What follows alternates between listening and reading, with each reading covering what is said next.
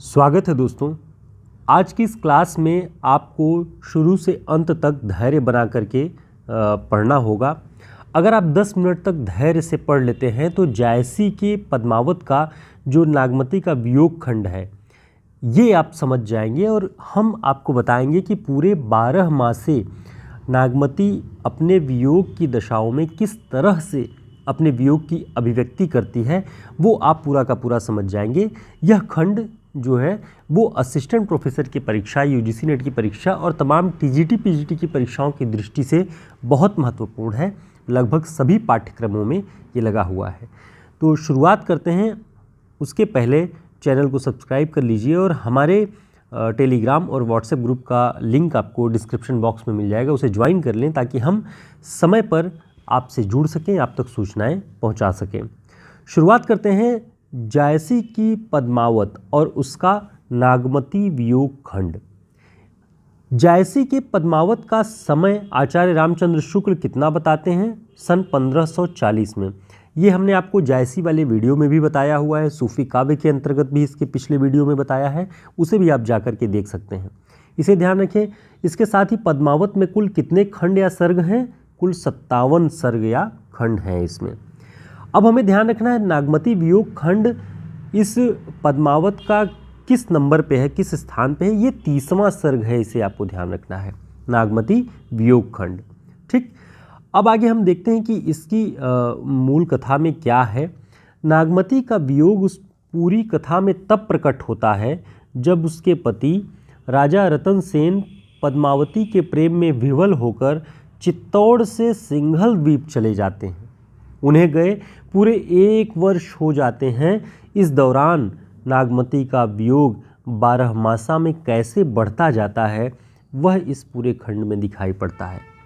जब सुआ जो सुग्गा रहता है, जो तोता रहता है, वो पद्मावती के प्रेम का वर्णन, पद्मावती के रूप का वर्णन करता है, उसके सौंदर्य का वर्णन करता है, तब रतन सेन भावविह्वल होकर के उसकी तलाश में निकल पड़ते हैं और उन्हें गए 1 वर्ष हो जाता है। बेचारी नागमती अकेले उस विरह दशा में कैसे कैसे किन किन ऋतुओं में किन किन तरह से महसूस करती है अकेलेपन को, वो सब कुछ आपको इसमें मिलेगा।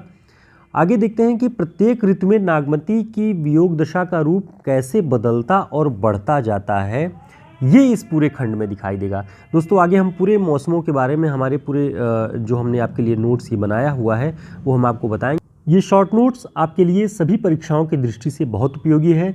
इस तरह के हमारे सभी नोट्स आपको इस पुस्तक में मिल जाएंगे।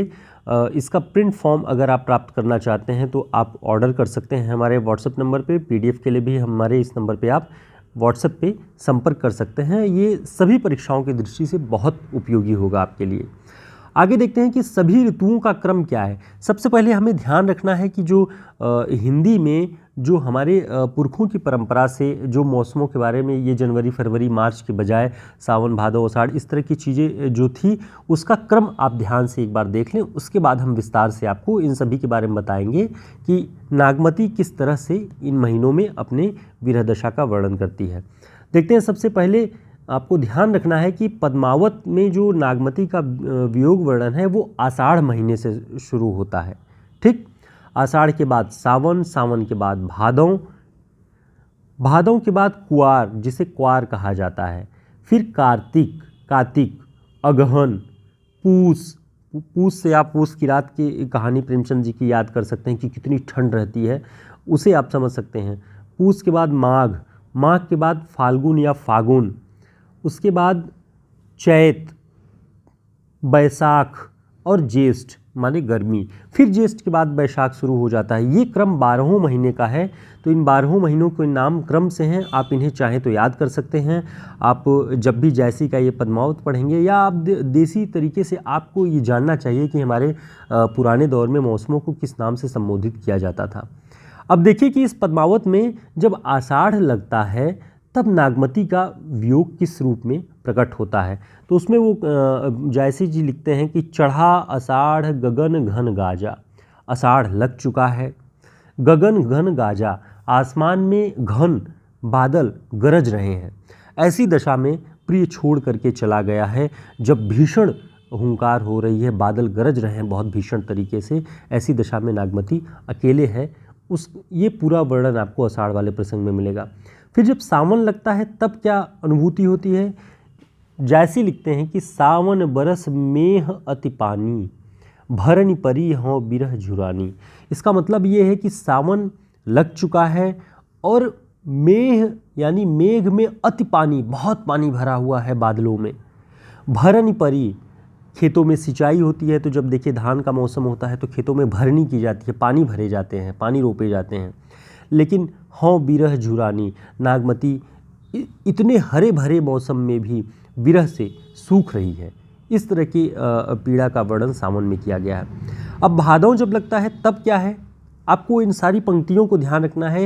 ये महत्वपूर्ण पंक्तियां हैं जायसी के पद्मावत की और नागमती के वियोग खंड की, जो कि परीक्षाओं में पूछी जा सकती हैं कि यह किस खंड से या किस सर्ग से है पद्मावत के। भादव, भादव से जुड़े हुए विरह पीड़ा में जायसी लिखते हैं कि बरसय मघा झकोरी झकोरी, मोर दुई नैन चुएं जस ओरी। भादव में बारिश बहुत भयंकर होती है, झकोरे दे दे करके, बहुत तेज कि आप चलते रहें तो ऐसा लगता है कि पानी की बूंदें आपको ठेल रही हैं, हिला रही हैं। इस तरह से झकोरा दे करके बारिश होती है। और ऐसे मौसम में नागमती विरह में चूर होकर के मोर दुई नैन चुवहीं जस ओरी, जैसे छत पर से, या आप सभी ने मड़ैया देखी होगी, वो घास फूस की जो मड़ैया होती है, वहाँ से जब पानी टपकता है तो उसको कहते हैं ओरी चूना। ऐसे ही आँखों से पानी उसके बह रहा है, ऐसा लग रहा है कि मोर दुई नैन चुवहीं जस ओरी। ये पीड़ा है। कुआर मौसम आता है तो पीड़ा का रूप क्या होता है? देखिए, हर मौसम में पीड़ा का स्वरूप, वेदना का स्वरूप बदल रहा है। कैसे? मौसमों के अनुसार। कुआर में वो कहती है कि लाग कुआर नीर जल घटा। अब देखिए, सावन भादव तक तो आषाढ़ सावन भादव 3 में तो खूब तरीके से बारिश हो रही है, बादल गरज रहे हैं। जब कुआर लगता है तो नीर जग घटा, तो नीर जो है बादलों में पानी कम हो रहा है। अबहु आओ कंत तन लटा, अब तो चले आओ प्रिय, अब ये तन लटा, अब ये तन लटकता जा रहा है, सूखता जा रहा है, कमज़ोर होता जा रहा है वियोग की दशा में। ठीक, अब कार्तिक महीना लग रहा है नागमती के वियोग खंड में, तो उसमें क्या कहती है नागमती कि कार्तिक शरद चंद उजियारी, जग शीतल हों बिरहे जारी।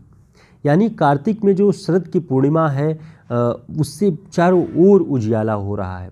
शरद का चंद जो सर्दियों के दौर का, अब ये कार्तिक महीना ही है जब लगता है इधर दीपावली वगैरह का मौसम होता है कि चांद से चारों तरफ उजाला है, जग शीतल हो रहा है, लेकिन हों बिरहे जारी, विरह में वो, लेकिन वो जल रही है। चारों तरफ शीतलता है लेकिन नागमती विरह में जल रही है। ठीक, अगहन महीना आ रहा है, वहाँ पर नागमती की पीड़ा किस रूप में है कि अगहन दिवस घटा निसी बाढ़ी, दूभर रैन जाई किम गाढ़ी। जब अगहन लगता है कि तब दिवस घटा, दिन छोटा हो जाता है, रातें बड़ी हो जाती हैं। दूभर रैन जाई किम गाढ़ी, यानी कि अब ये रात दूभर हो रही है, दिन छोटा हो रहा है, रातें लंबी हो रही हैं।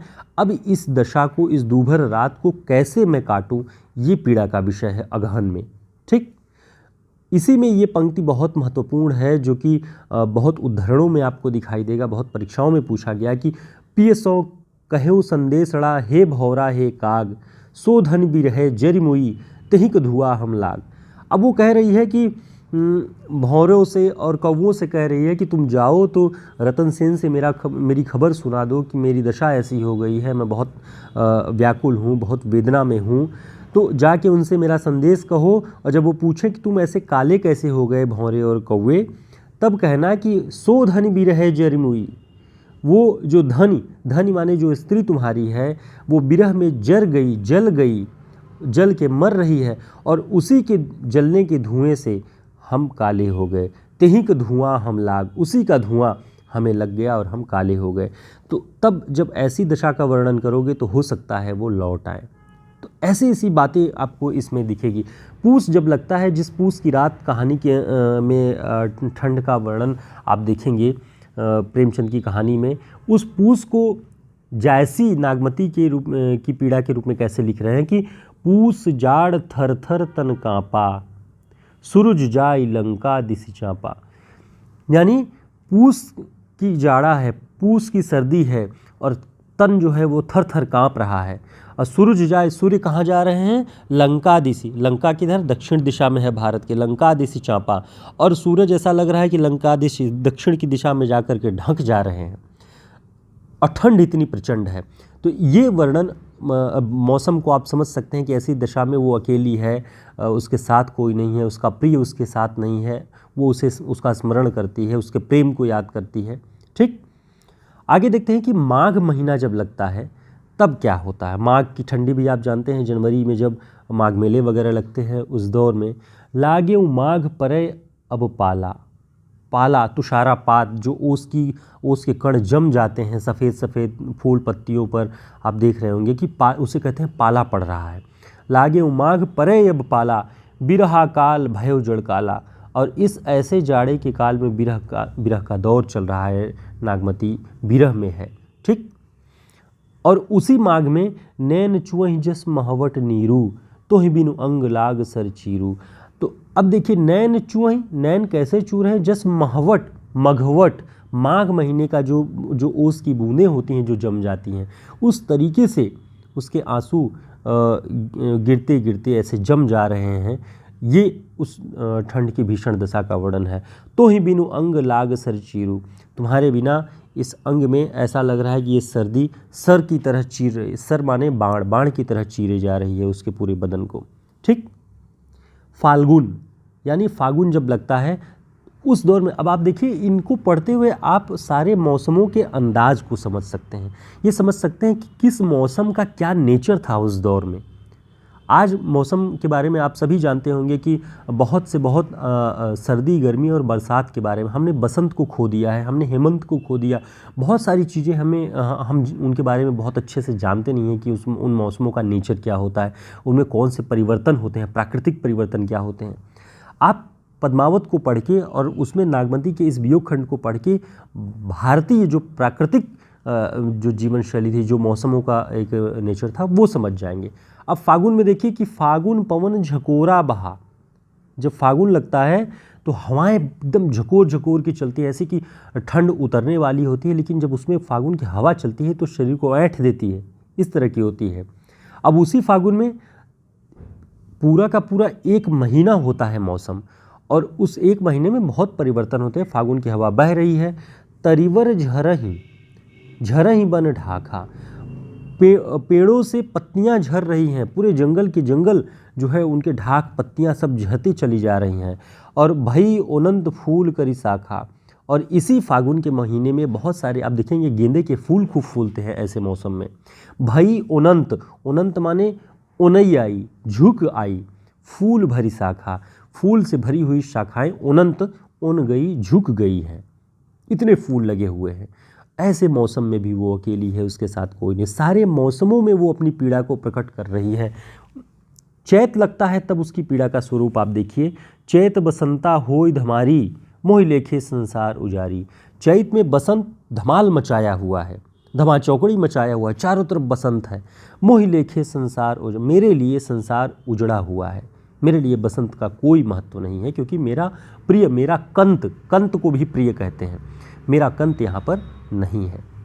अब बैसाख लग रहा है, तब देखिए, भा बैसाख तपनि अति लागी, जैसे ही चैत उतरता है बैसाख लगता है और गर्मी की अनुभूति, मौसमों में गर्माहट आने लगती है, तब भा बैसाख तपनि, तपने लगता है। और नीचे देखिए कि बैसाख का एक रूप और, लागिऊ जरे जरे जस भारू, ऐसा मौसम प्रतीत होता है, ऐसा उसमें नागमती को भी ऐसा प्रतीत होता है कि जैसे बालू, जब आप कहीं दाना भुनाने जाते हैं, जो भूंजा हुआ दाना आप खाते हैं, तो बालू में दाने को डाल करके भूनते हैं, तो ऐसा लग रहा है नागमती को कि लागे जरे जरे जस भारू, ऐसा लग रहा है उसी बालू की तरह मैं जल रही हूँ। फिर भूंजे तजेऊ न बारू, जो दाना उस बालू में, रेत में भूना जाता है, वो बार बार घुमा फिरा करके जलाया जा रहा है, भूना जा रहा है, लेकिन तब भी वो दाना उसी कढ़ाई में पड़ा रहता है, बाहर नहीं आना चाहता। तजेऊ न बारू, उस बालू को वो दाना छोड़ करके बाहर नहीं निकलता, उसी में पटपटाता हुआ पड़ा रहता है, भुनता हुआ। ऐसे ही बैसाख के मौसम में नागमती का जो वियोग है, जो विरह है, वो उस अपने प्रिय की पीड़ा में पड़ी हुई है, उस पीड़ा से निकलना नहीं चाहती है, सारे मौसमों से, सारे पशु पक्षियों से, सबसे अपनी उस पीड़ा को कह देना चाहती है। अब आप देखें, बैसाख के बाद जब जेठ लगता है, अब यहाँ पर बैसाख में तो तप रहा था, लेकिन जेठ जरय, जेठ में जल रहा है, वहाँ तप रहा था, यहाँ जल रहा है, आग लग चुकी है। जेठ जरय चले लुआरा, जेठ जल रहा है और लू वाली हवाएं चल रही हैं। उठा ही बवंडर पर ही अंगारा, आग के बवंडर उठते हुए प्रतीत होते हैं गर्मियों में। आप देखें, गर्म जो हवाएं चलती हैं, जो लू चलता है, ऐसा लगता है कि आग का बवंडर कहीं से खुल पड़ा हो और चारों तरफ घेर चुका हो। ऐसे मौसम में भी उसका प्रिय नहीं आता, वो अकेली रह जाती है और अपनी उस पीड़ा को प्रकट करती है प्रकृति के मौसमों के साथ तादाद में बना के। अब आप देखें, यहाँ से आपको ये प्रश्न हो सकता है कि आप ऊब रहे हों, लेकिन एक बार आप इस 15 मिनट की क्लास को आराम से एक बार पढ़ लेंगे तो नागमती का वियोग वर्णन आपके पूरी तरह से समझ में आ जाएगा। और हमारा प्रयास अगर आपको अच्छा लगता है तो इस वीडियो को लाइक ज़रूर कर दीजिएगा, हमारे चैनल को सब्सक्राइब कर लीजिए। देखिए, इन 12 महीनों में उसकी विरह दशा पर जायसी क्या लिखते हैं कि रोई गवाए 12 मासा, सहस सहस दुख एक एक सांसा। पूरा 12 मास रोकर गवाई है नागमती, सहस सहस दुख, सहस्त्र सहस्त्र, हजार हजार दुख वो एक सांस के साथ झेल रही है। ये जायसी ने लिखा है। आगे और लिखते हैं उसकी दशा पर कि दही कोयला भई कंत सनेहा, तोला मास रही नहीं देहा। दही माने जल उठी कोयला की तरह अपने कंत के स्नेह में, प्रेम में। तोला मांस रही नहीं देहा, एक तोला भर मांस, एक तोला का इस समय आप वजन जानते हैं 10 ग्राम, 10 ग्राम भी मांस उसके शरीर में नहीं रह गया है, इतना जल उठी है कोयला की तरह। तो देखिए, विरह को, वियोग को दर्शाने के लिए किन किन उपमानों, प्रतीकों का इस्तेमाल जायसी ने किया है, वो उससे आप उसे अनुभूत कर सकते हैं कि नागमती की पीड़ा कैसी रही होगी। एक रानी पूरे महल में अकेली, उसका प्रिय नहीं, उसका कोई नहीं, तो उस दौर में वो कैसे रहती है। इन्हीं सब वर्णनों के आधार पर आचार्य रामचंद्र शुक्ल जी ने जो लिखा है वो बहुत महत्वपूर्ण है। इससे आप और स्पष्ट समझ जाएंगे कि नागमती का विरह वर्णन हिंदी साहित्य में एक अद्वितीय वस्तु है। इसे ध्यान रखिएगा, शुक्ल जी ने कहा है कि हिंदी साहित्य में एक अद्वितीय वस्तु है। नागमती उपवनों के पेड़ों के नीचे रात भर रोती फिरती है। इस दशा में पशु पक्षी, पेड़, पल्लव, जो कुछ भी सामने आता है उसे वह अपना दुखड़ा सुनाती है। वह पूर्ण दशा धन्य है जिसमें ये सब अपने सगे लगते हैं और यह जान पड़ने लगता है कि इन्हें दुख सुनाने से भी जी हल्का होगा। पेड़ पौधों, पशु पक्षियों, सभी से अपना दुख सुना रही है नागमती।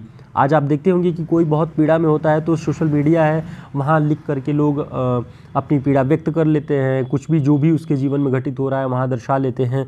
वहाँ पर लोग दुख भी प्रकट कर लेते हैं, खुशी भी प्रकट कर लेते हैं, लाइक कमेंट, इस तरह की चीज़ें चल रही हैं। उस दौर में कुछ नहीं था, कुछ भी ऐसा माध्यम नहीं था सोशल मीडिया की तरह। तो ये सोशल चीज़ें थी, कौवे थे, कोयल थी, तोता था, पेड़ पौधे, पल्लव, फूल, मौसम, ये सब कुछ थे। ये एक सामाजिक वस्तु थे जिनसे वो अपनी पीड़ा कह सकती थी और उसे लगता था कि इन सब से कहने पर मेरी पीड़ा मेरे प्रिय तक पहुंच जाएगी। तो इस तरह नागमती का वियोग खंड आप अब तक देख रहे थे। संभव है आप सारे महीनों के नामक्रम से याद कर लेंगे और उन मौसमों में कौन कौन सी सारे मौसमों की विशेषताएं हैं वो आप समझ जाएंगे और नागमती का वियोग खंड आपके लिए आसान हो जाएगा। फिर मिलेंगे एक नए वीडियो में एक नए टॉपिक के साथ। तब तक के लिए नमस्कार, शुभकामनाएं। चैनल को सब्सक्राइब कर लें ताकि हम फिर मिलते रहें आपसे।